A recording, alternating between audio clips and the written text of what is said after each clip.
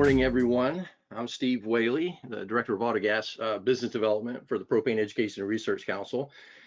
And I'm sorry we couldn't all meet in Nashville for this particular session, but I'm very thankful that you've decided to join us on this webinar. And I'm very thankful for our panelists, who I'll be introducing after a while, for joining us too.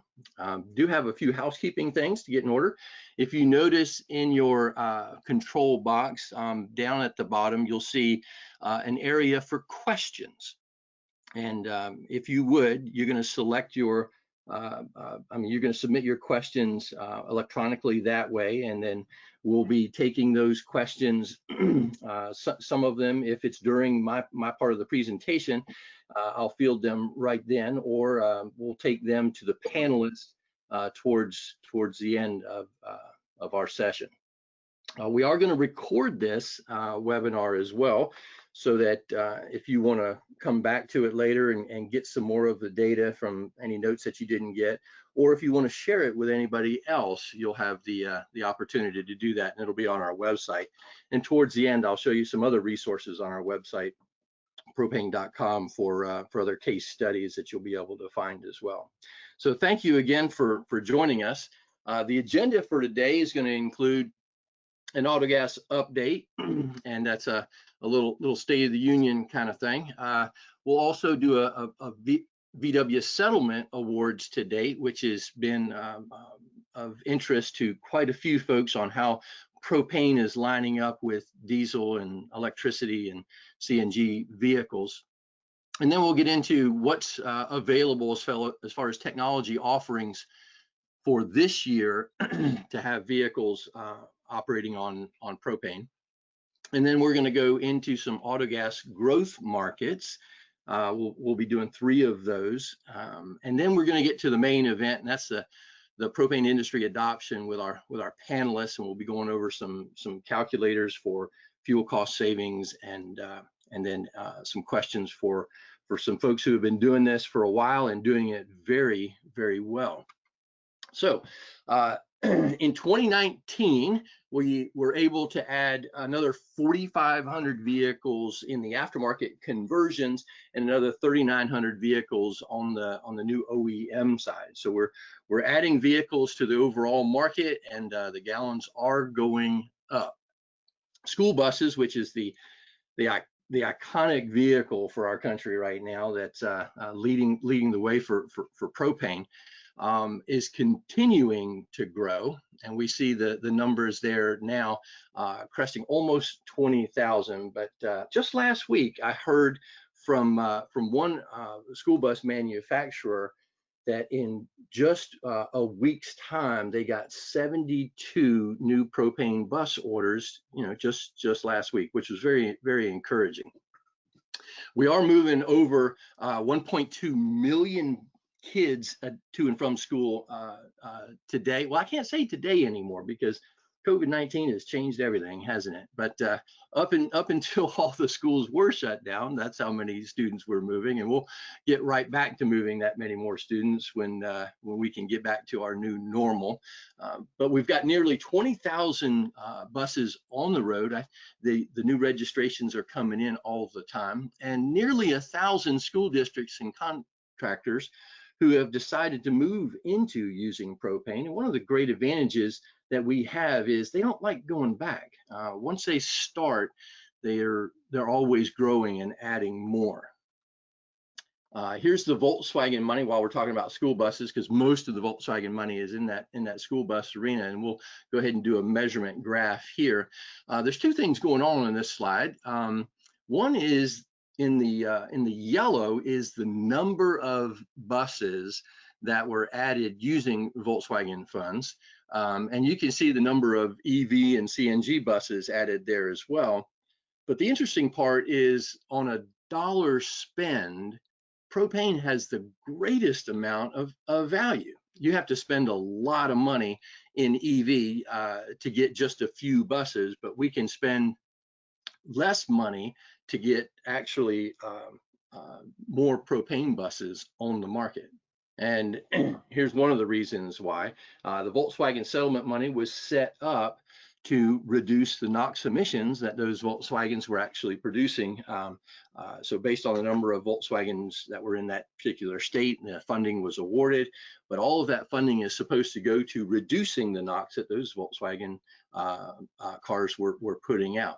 If we do the best-in-class diesel, the cleanest diesel, and the best-in-class propane, we actually have a University of West Virginia study that shows the NOx emissions on the mobile environment of the best-in-class diesel versus the best-in-class propane going side by side together. We are 96% cleaner than that diesel bus. And that's a huge difference. And it makes the sales efforts in that arena go very well. One of the things I like to do is, and I don't mean to single out Bluebird on this, it was just easy for me to do it because they have all 4 of these models in their inventory to sell to their customers. So when I'm doing programs around the country, at least not now, they're all coming from my desk in my home like everybody else. But when I'm doing programs, I usually call up one of the dealers in that area and I'll ask them what's the cost of the same Type C bus, on all 4. So it's an apples to apples type of comparison. And it's astounding. I get more people that pull out pencils and take notes on this slide than probably any other slide. But it drastically shows the difference with a minor incremental cost going from diesel to propane, but a monumental incremental cost going to the electric bus. And so would you rather have 4 buses reducing 96% emissions or 1 bus doing 4% better? It's kind of a no-brainer there. So, another update I need to give you is, if you haven't heard yet, as of January 1st, 2020, engine fuel systems installed are going to have the Quick Connect on it, and so that makes it very easy for folks who are fueling not to have the gloves and the eye protection needed to do all this, and that's where things are going forward. A lot of folks ask me, why do I talk about renewable propane? We have more than enough organic propane or conventional propane. As a matter of fact, we used 9 billion gallons of it last year, but 19 billion gallons got shipped overseas. So, Steve, why on earth are you talking about renewable propane? Well, let me tell you, 10 years ago, we had a few states that were talking about implementing laws to reduce carbon, the greenhouse gases that are being released. So there were a few states that were making these laws going in. But if you fast forward to now, we have over 50% of our population in states that have enacted these same laws to reduce greenhouse gases, and it is growing. So how do we go about getting a seat at the table, especially like here's one from New York, and I apologize for the quality of this slide, but I actually took a photograph of Patrick Bolton in New York when he was presenting the most aggressive greenhouse gas reduction law on the planet. And these goals, actually, this law is rather astounding, and how they're going to do it is still beyond Patrick when I asked him. But the carbon intensity, the greenhouse gases that everyone wants to reduce, kind of line up with these numbers on these fuels. If you take diesel, the carbon intensity is about 105, all the way down to natural gas, 87, gasoline, and propane at 79. And renewable propane shows up at 45. But go back up, and the only one that's less than or almost greater than diesel is EV. And this number is actually generated by the California Air Resource Board when they measure the electric grid in the state of California and all the sources that things come from. This is actually the carbon intensity of that electricity when it's used in a transportation vehicle. So when we can go to half of that with renewable propane made from fats, and this all comes from the renewable diesel refinery, and we're a byproduct of that. But when we get into things like blending renewable DME from from dairy manure, which has a carbon intensity of minus 270, and we blend some of that, about 20%, with our regular propane, we actually come out carbon neutral, which is a huge benefit, and it gets us a seat at the table for doing those discussions at state levels around the country, who are wanting to do everything with zero emissions, and that renewable portion of it gets us there. We've done very well on our path to zero. The first thing we did with propane engines was virtually get rid of all the particulate matter, and you don't see the PM filters that diesel engines have on propane engines because we take care of that just from having a clean fuel. The nitrogen oxides we've gotten super good at with the ultra low NOx engines, and we're up to 96% reduction from the best in class in diesel, like we talked about. But the area that we needed to address is in the greenhouse gases, and that's where renewable propane gets us the seat at that table. Okay, so what's coming up for 2020 as far as fleet vehicle technology offerings? In the aftermarket segment, Alliance Autogas has these particular solutions out there, and I believe they also had the 7.3 in an F-250 at the last show, at least I was able to attend before we all kind of got shut down into our offices, and that was NTEA, and they had one there on the floor. Hey, Steve, we had a question come in. I know PERC tracks propane-powered school buses through your site, and I can see by state how many school buses are running on propane. Is there any thought to tracking the other vehicles that have been converted by state? That's a great question, and you must have been in listening in to all of our calls at PERC, because we are working on that right now. It's easy to track the school buses because they're registered, and we have a polk data that we can get for every single vehicle. Unfortunately, because we have 60% of our vehicles with aftermarket conversion systems that are EPA approved and put on, those things aren't tracked through vehicle registration.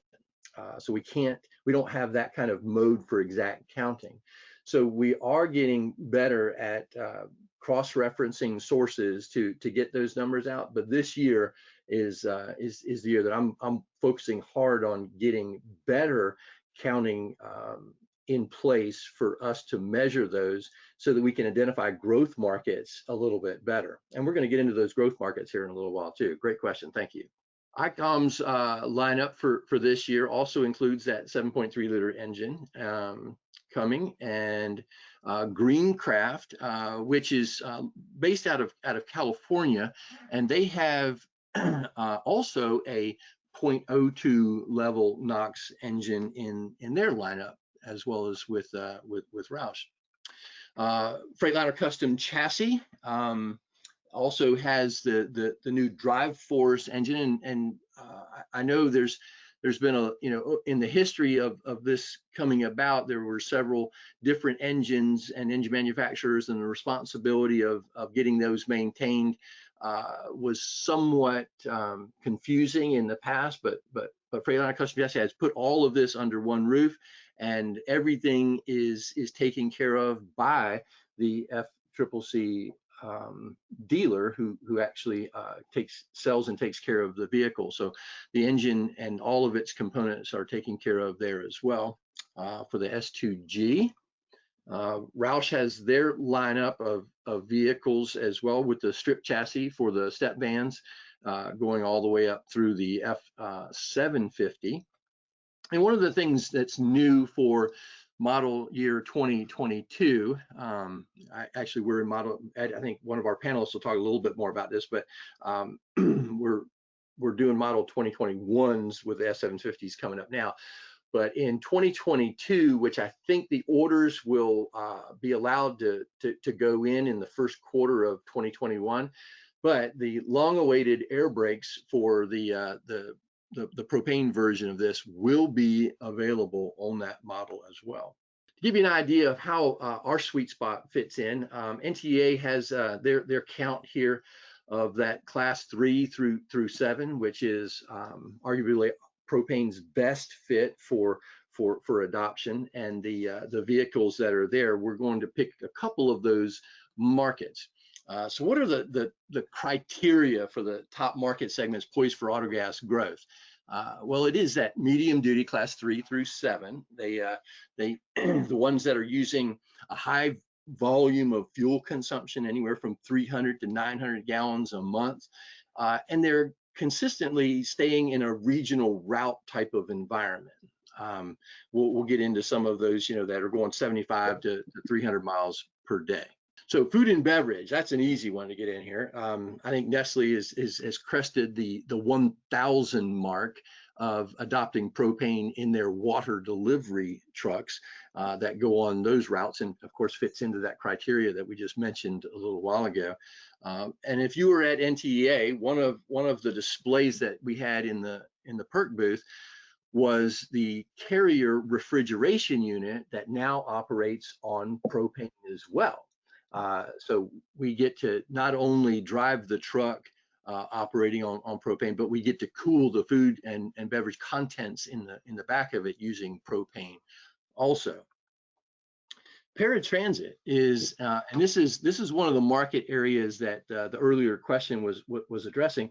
I've done quite a bit of study and analysis of this market, and overall, there's about 36,000 vehicles in the paratransit industry, but I have discounted and taken out the minivans and the smaller class vehicles, but just focused on a count of the cutaways in the class 3 through 7. And there are 25,000 of those vehicles out there.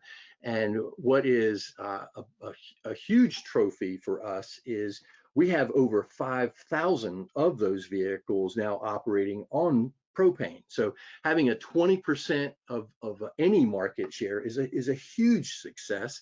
And congratulations to all those who have been involved with doing these on an OEM basis as well as an aftermarket, and all of our suppliers to the vehicle solution arena are in this market. And one of the benefits of the end user is they're averaging about 600 gallons of fuel every month for each vehicle. And if you try and do a comparison of how many residential customers you have to get to equal, one of these, and then just do a fleet of 5 of them, you can easily see why this is an area of growth for propane moving into the Autogas arena for vehicles. The American with Disability Act also requires that every county in the United States to provide a paratransit service. So everybody is going to have one of these in their county. Now, some counties are going to have more vehicles than others, but all of us as propane marketers have an opportunity to get into providing this fuel for those that are immediately in our footprint. Here's some examples of those paratransit vehicles and where they're getting fuel. Also in the formats of the F550 for the longer extension for higher capacity, and even larger capacity with the S2G availability. Roush even has a map here that I wanted to show of where they're getting most of their customer buy-in from this, but you can see there's lots of opportunity. This doesn't include the aftermarket portions of it, which I know from personal experience in North Carolina is covered up with their paratransits, but everybody has an opportunity in the paratransit to take care of those that are in your own county. Hey Steve, we had a question come in. I've heard that Cummins has a dedicated LPG engine coming for Class 8 trucks. Do you have any knowledge of when it will come to market and any other specifics around that? I have quite a few specifics around that, but as far as when is it going to come to market is an entirely different question that is unanswerable now. I will tell you this.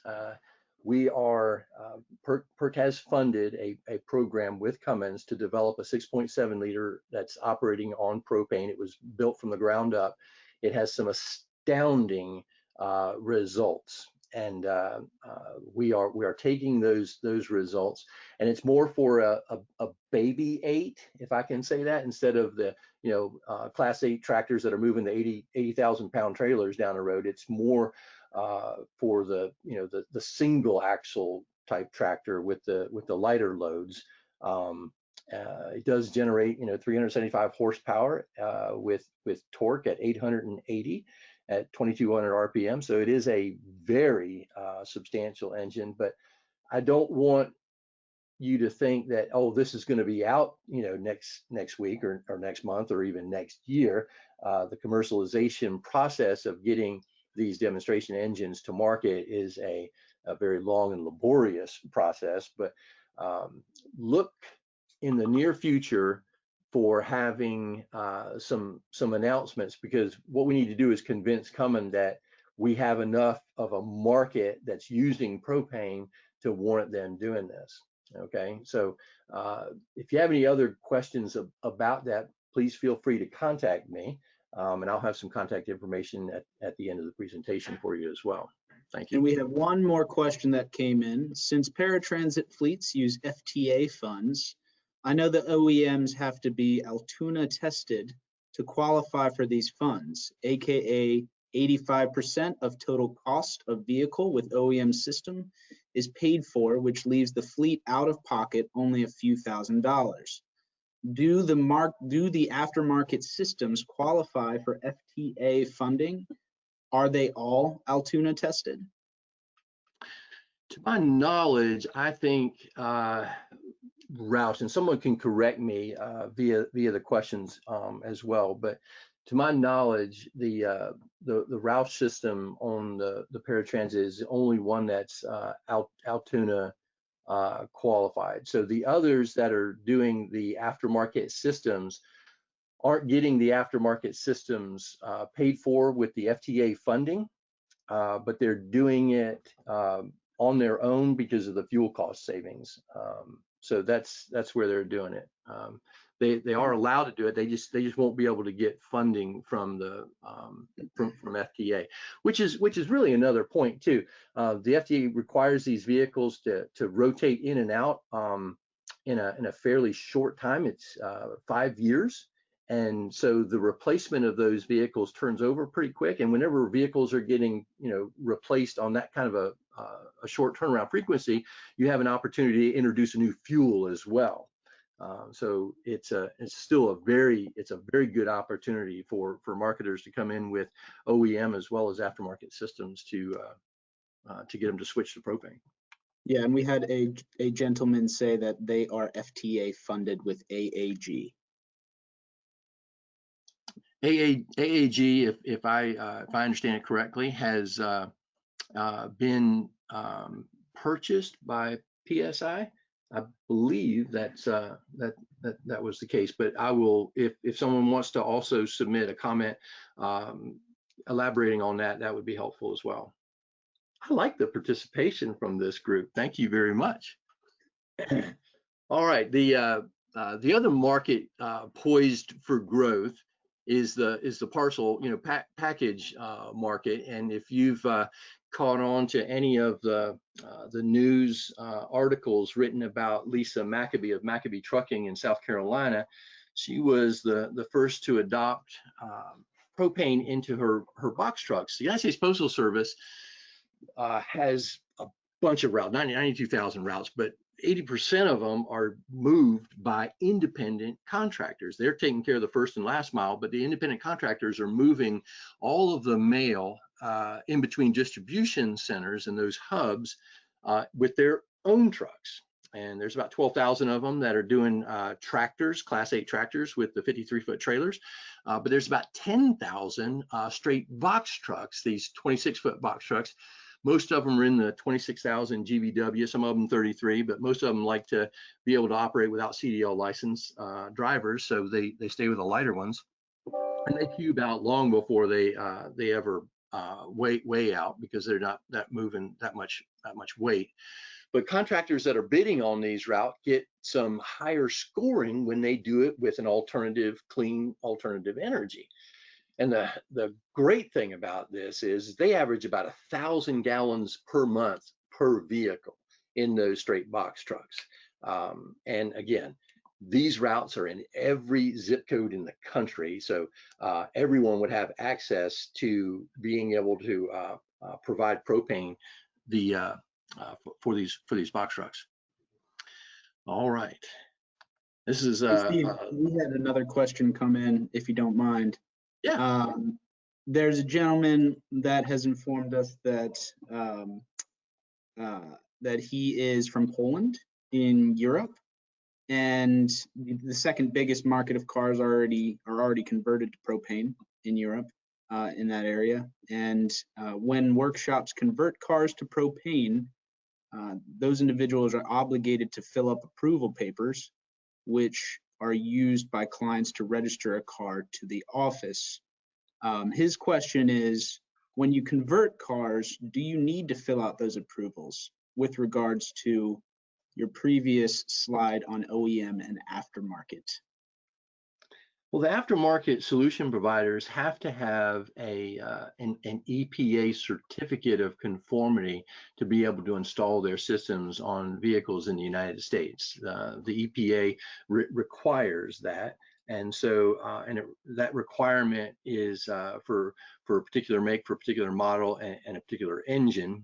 There are some certificates of conformity that are engine specific, and they go into whatever chassis. But for a lot of the aftermarket solution providers, they will get those certificates of conformity by submitting that vehicle with their system into one of the approved emission measurement testing facilities to get that certificate of conformity, and then they can sell that into that market. I don't know of any other registration that's required other than that certificate of conformity for that particular make, model, year, and engine, as well as the label that needs to go on in the engine compartment specifying that particular certificate when the vehicle is converted.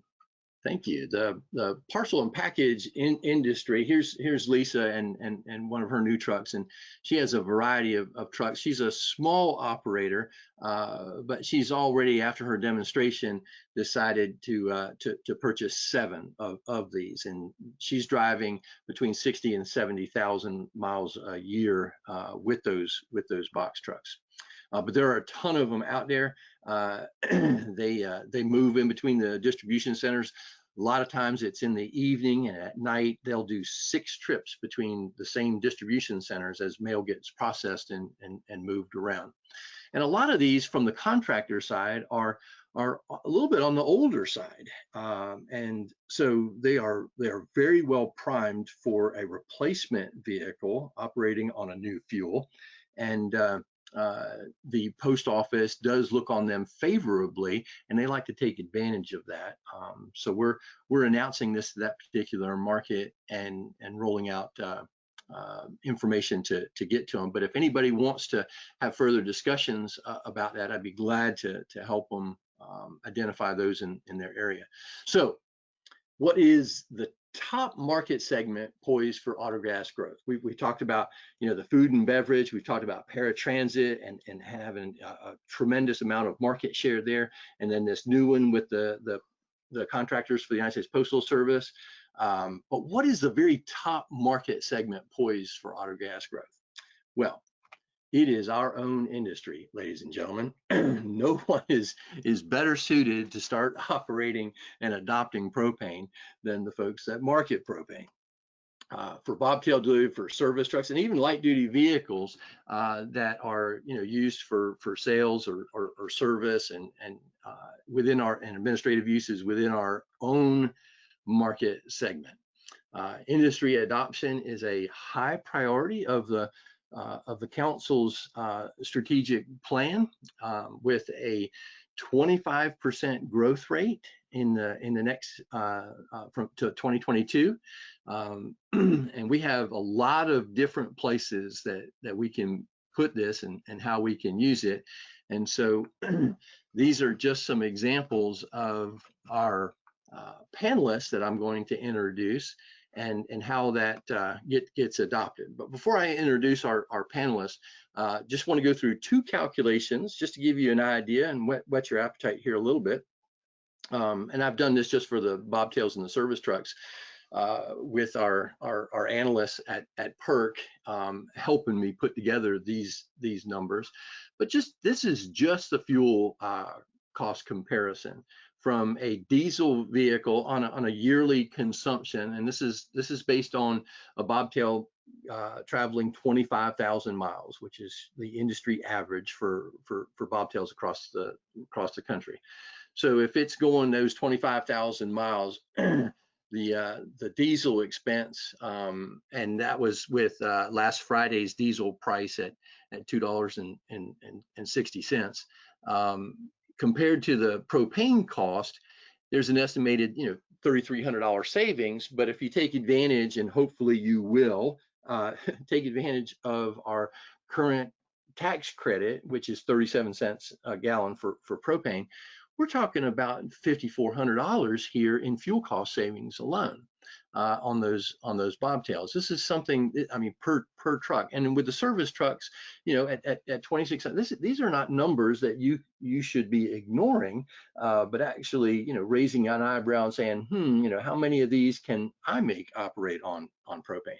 Let's take a little bit deeper dive, and this is just one example of one bobtail that I discussed with our panelists prior to today's webinar, with those parameters of using 25,000 miles as the average yearly mileage for diesel, propane, and gasoline, and we're going to put in a 10-year life cycle here, and I know that could be a little bit longer, but we're gonna do this just for 10 years, and so we're going to have 250,000 miles that we're going to put on this. The fuel economy for the diesel, we're putting in an average of 7 miles per gallon, with 4.4 on the propane side and 5 on the gasoline.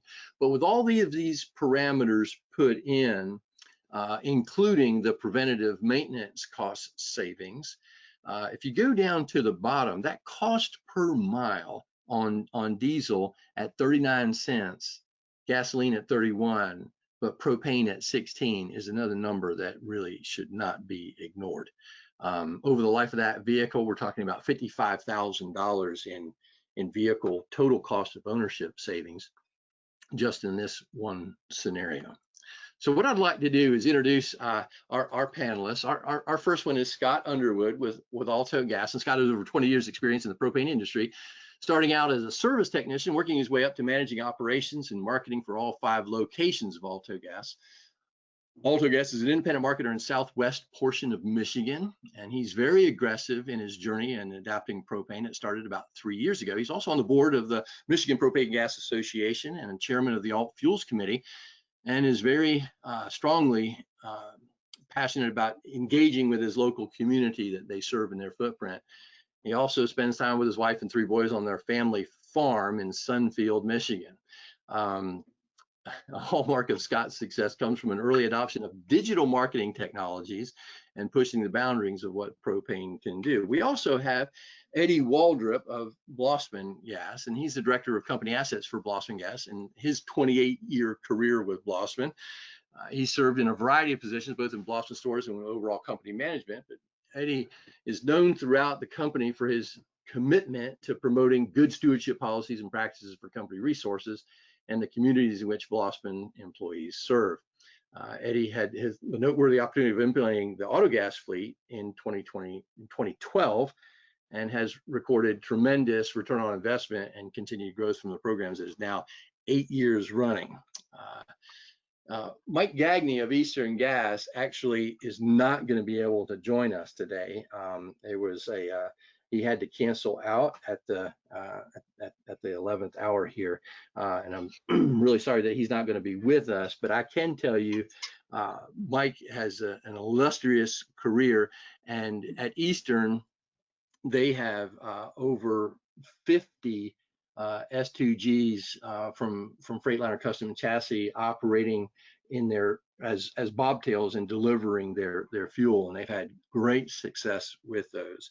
And I'm just sorry that Mike couldn't be here with us today.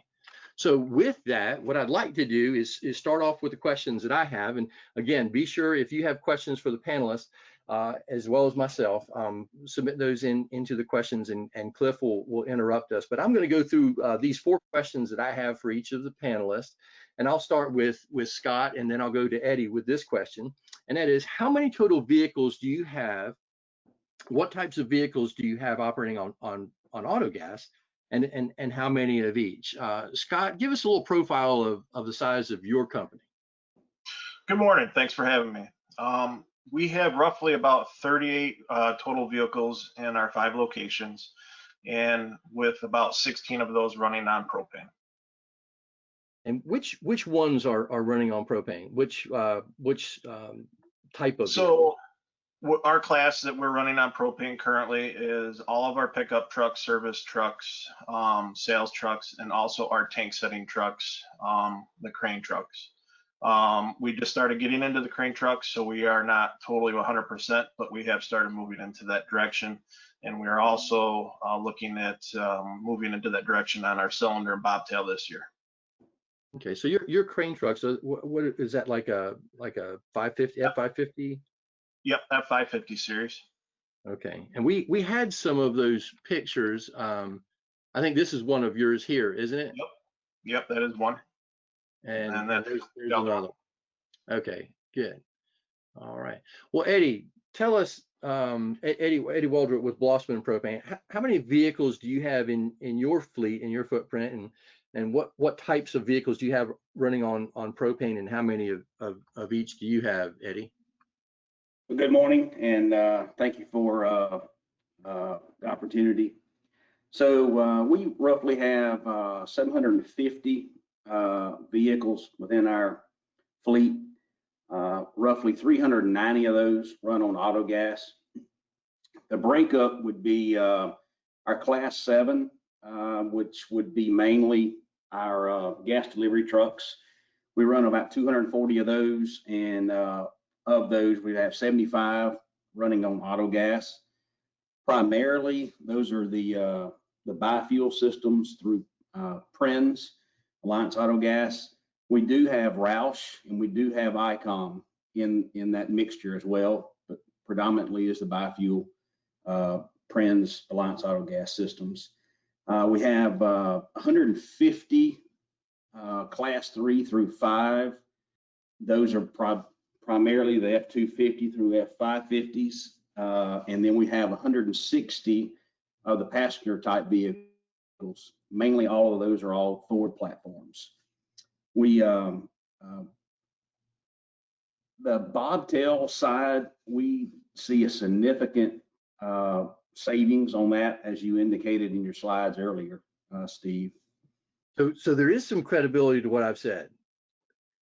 Absolutely, we see a huge return on investment. And so last year, I keep a calculator, a rolling total of estimated gallons. So last year we consumed roughly about 725,000 Autogas gallons within our fleet, with an estimated savings of about $625,000. And that does not include the tax credit that you mentioned earlier. All right, I appreciate that, Eddie. Thank you. So back to you, Scott. How did you first get your vehicles adopted? Go back in your mind when you were running all your vehicles either on gasoline or diesel, and how did you get the first one over the obstacle, and what was the obstacle at your company that you had to get over to get this implemented? Maybe I come from a strange background, but I've always had the mom and pa's type of scenario, and I've been running a propane vehicle since the early 2000s. So we've been running pickup trucks very strongly in our fleets for as long as I can remember. But really, what the changeover was my frustration with our crane trucks and the diesels and the downtime. As most propane marketers know, you usually have one tank setter in your fleet at your location, and when that truck goes down, that really puts your tank setting to a halt in your service. And that's usually right in the midst of winter when you got to go. And with the new diesels and the constant maintenance and that whole troublesome, really made me look into why aren't we moving into that platform for Autogas. So about 2 years ago, we looked into it and started calculating, what did we put into the diesels for maintenance in that 10-year cycle? And the numbers were very shocking when you start looking at all the bills. And we're over 10 grand in repairs from ripping the chassis off and having to get to the engine and then putting it back on and trying to find a diesel mechanic and waiting for a week to get it back up on the road. So I started doing the analysis, and that's when we moved into the crane truck series, F550, into a gasoline propane platform. And we've experienced very little downtime, actually not at all.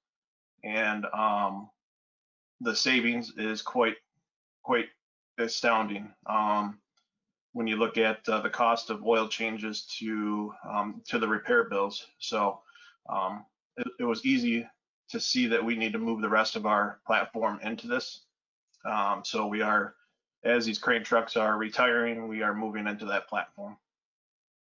Terrific. And you said you have a couple of years worth of maintenance comparison data there too. So this isn't something that you did last week. This is bearing out over the last several years. Thank you. I appreciate that. How about for you, Eddie? When you guys first got started, what was the biggest obstacle for Blossman's organization in moving into Autogas for the fleet? Well, what we mainly had to look at is the location of the LP gas tanks, where we're going to place those on our fleet vehicles. Once we decided that, then we kind of had some parameters on what vehicles we were going to convert first, and then setting up some conversion center partners and some service centers after the installation. You need to make sure you have some service centers that will be able to provide that world-class service to if you have any maintenance related issues with the Autogas systems. So once we went through those kind of obstacles and identifying those items, we've swiftly moved into the conversion phase, and pretty much we had some great success with conversions, and we are continued converting everything that we have today. Because I know we're going to convert vehicles, I make sure my vehicles are ordered to allow the placement of the Autogas tanks, and we have conversion centers set up and service centers set up as well. And like Scott had mentioned, we also have significant amount of diesels in the fleet, although we are removing diesels and replacing diesels with Autogas vehicles. But there is significant amount of maintenance cost on the diesels that everyone's aware of, especially with the new emissions, the DPFs and the SCRs. So you don't have those maintenance related items with the Autogas side. Terrific. While I have you, Eddie, let's go on to that third question. And this is where the kind of the reality comes in. What are the trouble spots that you're having now with Autogas, and how are you dealing with them? Really, it's not really trouble spots. It's really identifying once you have the vehicle, it's converted, it's in service. From time to time, no matter what type of vehicle you have, you're going to have some maintenance items. So you need to understand once the vehicle is converted and it's operating on Autogas, you need to set up some service center partners. And once you identify those partners and set those service centers up, honestly, you really aren't going to have any trouble spots, Steve. The downtime is very minimal as long as you have a good relationship with that service center. The downtime is minimized, and the savings are huge. So that's the only trouble spots that I recognize, and once you overcome that, not any trouble spots at all. Let me ask you this, Eddie. I mean, you obviously have a very, very large fleet, and they're spread out over, what is it, like 13 states? But Right. how do you go about finding and I mean, are these the existing service centers that you have that you've gotten them to adopt maintaining your Autogas vehicles, or did you have to go find specific service centers that were already doing, Autogas service? Well, what we would like to do is partner with those service centers that are currently doing service work for us already within our footprint.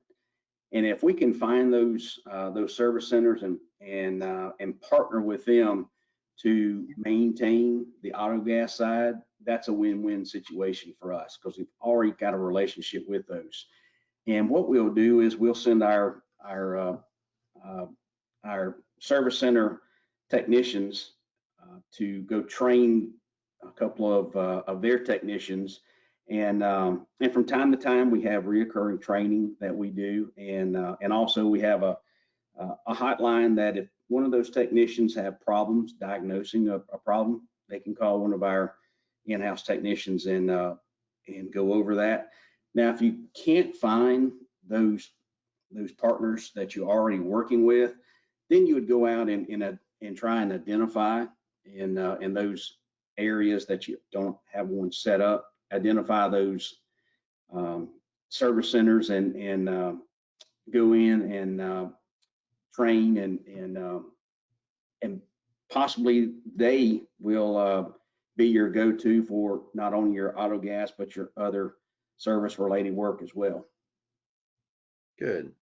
Thanks, Ed. Back to you, Scott. What kind of trouble spots are you seeing in your adoption of Autogas in your history, and how are you dealing with them?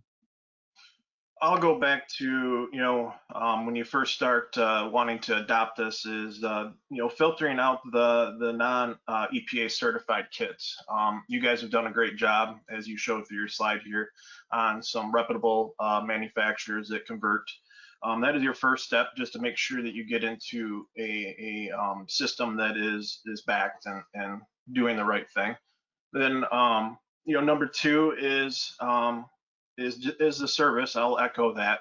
That is usually the big hiccup is if you do experience an issue is who's going to service it? Are they going to know what to do, and how do they handle it?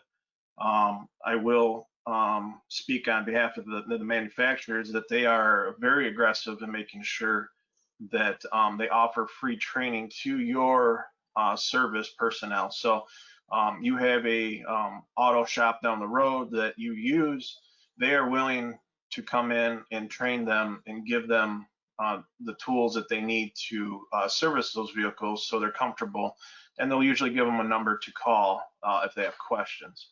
So it really boils down to making sure that you set up that relationship in the beginning rather than later. So then that way you're not caught when something breaks, that you're trying to make this relationship happen. We've been seeing a strong interest lately here in shops wanting to learn propane because they have seen the growth here in Michigan. As you've seen on that map with like the transparent, all them, they are going very strong with propane, and they see that as a market. So with that, we are actually seeing a kind of interest in wanting to know more about propane. It's kind of one of those chicken and the egg things, what do you get first, the vehicles or the mechanics? Well, mechanics aren't really going to be very interested until there's vehicles coming through their door. So we do see the interest, and we do see that growing, which is great. But the biggest thing I can say is just make sure you have a very strong relationship and contacts with the conversion centers that you're going through, whether that's Roush, ICOM, Alliance Autogas there with the Prins. They're all very active, and they want to make sure that you're up and running, and they do their best to make sure that happens. And just like anything, sometimes things just don't go the way you want them to right out of the gate. But if you're patient and persistent, they will go the way you want them to. Thanks, Scott. I appreciate that. Okay, this is the last question I have for you guys, and it talks about one of the reasons why industry adoption is so important, and that is because once we actually do this ourselves, we become evangelists in our communities, in our footprint for, hey, look what we did. And you can speak directly to the fuel cost savings, to the operation of it, and make it all good. I'll even tell you a story about Lisa McAbee and McAbee Trucking when she did her first vehicles as a contractor for the United States Postal Service. She is a real champion. Not only when she's getting her bids for fueling and infrastructure that's going to get set up at her yard, she told the marketers that one of the criteria for you putting in this bid is your bobtail delivery has to operate on propane too. Okay. She had heard stories about folks who were getting Autogas for their fleets, but then the marketers were actually delivering it in a bobtail that was running on diesel, and kind of just made a face about that. And so I did not coach Lisa into doing that, but she did that all by herself. But I am applauding her for making that happen. So when we do this kind of adoption ourselves, it puts us in a great position to be evangelists and go out and do this. And I'll just tell any marketer right now that if you want to sell Autogas to commercial and public fleets out there, without doing this yourself, you're setting yourself up for disaster. You have to go through this first, understand it, put it together, and then go out and get your commercial and public fleets on board. And it'll go very well when you're using it yourself. So the last question is, how has adopting Autogas, and we'll go to you, Eddie, how has adopting Autogas in your own fleet affected your sales outreach of Autogas to commercial fleets in your footprint?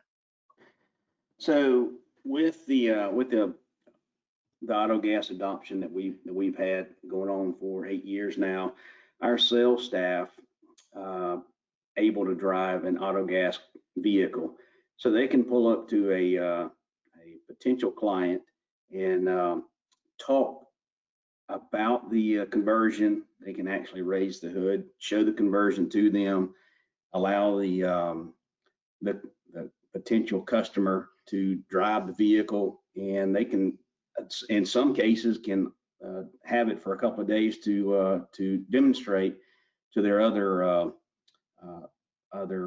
drivers how the response time and the Autogas conversion works. So it has helped us out tremendously with the Autogas sales, and having our own fleet, our own drivers driving it helps out tremendously. Thanks, Eddie. What about you, Scott? Well, yeah, we, like I said, we've always been in it, and I've sold some private individuals propane trucks in the past, but the market really wasn't ready until about, I want to say, about 3 years ago, and we got into it. And then at that point, I really seen how advanced these manufacturers had gotten in their technology, and seeing the potential of actually getting this out into general public. And then from there, it was just as simple as making a connection with them. And usually that was, hey, are you tired of your diesels? And we could relate and joke about how the DEF systems have failed, or they go into limp mode and they're getting towed, and how much of a pain in the butt they are. And then, we go into about the propane, and it was just a stair step.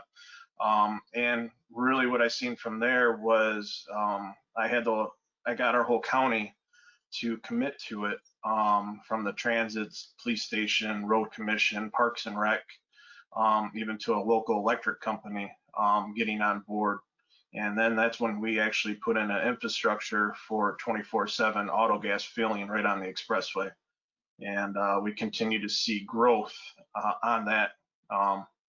yearly. So it's one of those things that it snowballs really fast.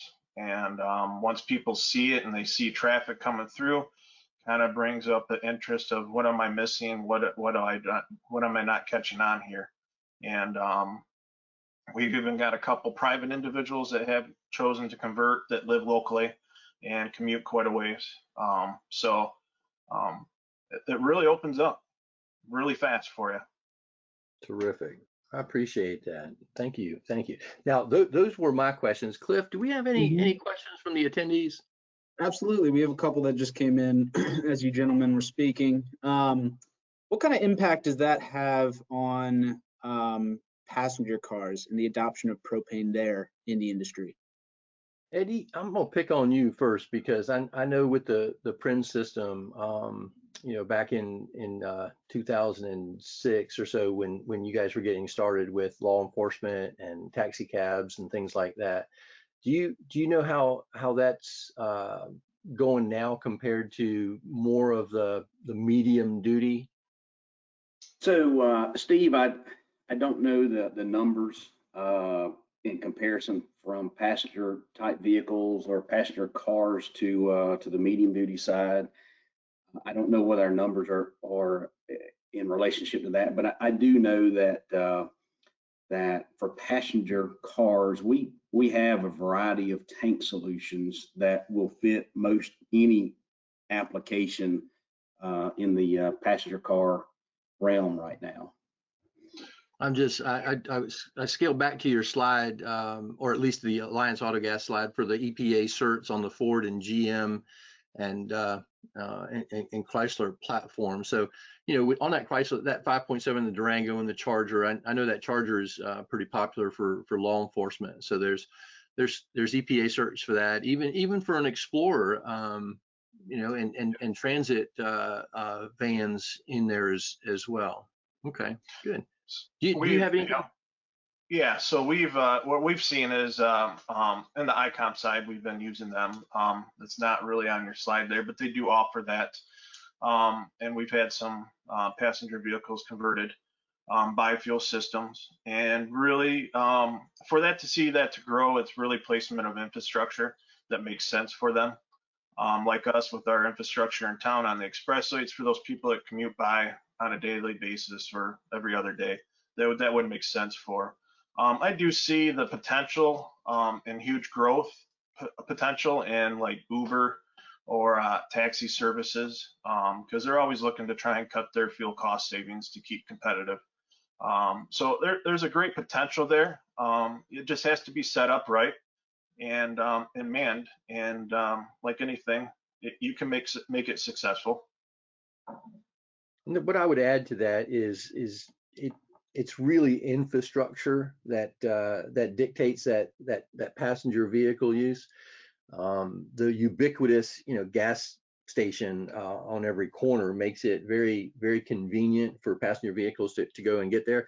But for us to set up infrastructure, it costs money, and we need to have a volume of gallons going in there to justify the return on investment for that infrastructure that's set up.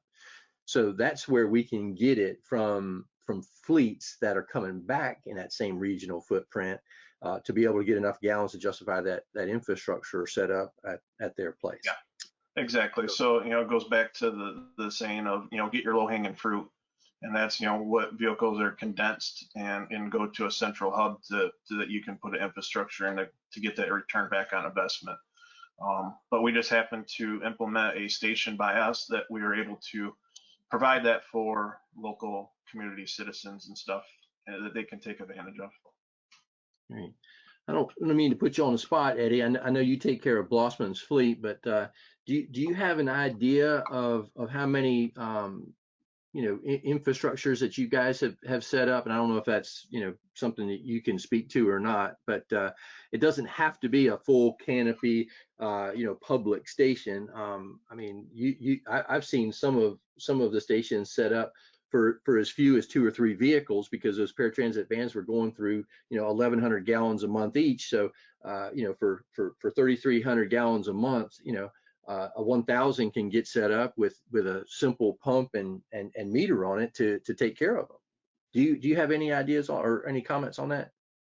I don't, Steve. I would, my best estimate, and I'm just thinking here, we probably, for our Alliance Autogas customers, probably have installed well over 40 to 50 installations, and several of those installations are with some large bulk tanks, 18s and 30,000 gallon fueling locations. And as what Scott had mentioned, the Autogas infrastructure is very quick to install, usually a much lower cost of installation, and you can service several locations with a single station. Sure. Cliff, what other questions do we have any more from the audience? Yeah, we have a question for Scott and Eddie. Are there any fuel additives used for treating autogas? So we currently haven't been using any fuel additives, to my knowledge. We are not also, we just make sure that we have filtration systems mounted and changed regularly, Blue Moon filters, just making sure you're taking out heavy ends or anything of that nature. Yeah. Cliff, do we have any more? No, that about wraps it up on the questions piece. As of right now, I don't see anything else. Okay, well, thank you very much. Eddie and Scott, thank you both. I'm sorry that Mike couldn't join us. He had a tremendous story as well with his Freightliner chassis that he's running on his bobtails. But maybe we'll put his case study up on our website too. As a matter of fact, I do want to close with this. At propane.com under the industry fleets, we have case studies from Eddie and from Scott and from Mike and a few others, as well as how to explore the industry adoption for what vehicles and how to go about it and getting started. And of course, if you have any questions about getting started in adopting propane in your own fleet, please give me a call. You can reach me at my cell number here or via email, and I'd be happy to walk you through all of the options that you have for your specific fleet. If you wanted to do an aftermarket conversion, or if you do want to do a replacement vehicle on the Freightliner or the Ford side, I'd be happy to walk you through all of those options and do a fleet assessment for you or with you to determine what kind of savings you could expect and how to roll this out after adoption into the commercial and public fleets in your area for also adding gallons to your bottom line. With that, I want to thank you for joining us and for being with us. I hope you have a terrific week and Godspeed. Thank you.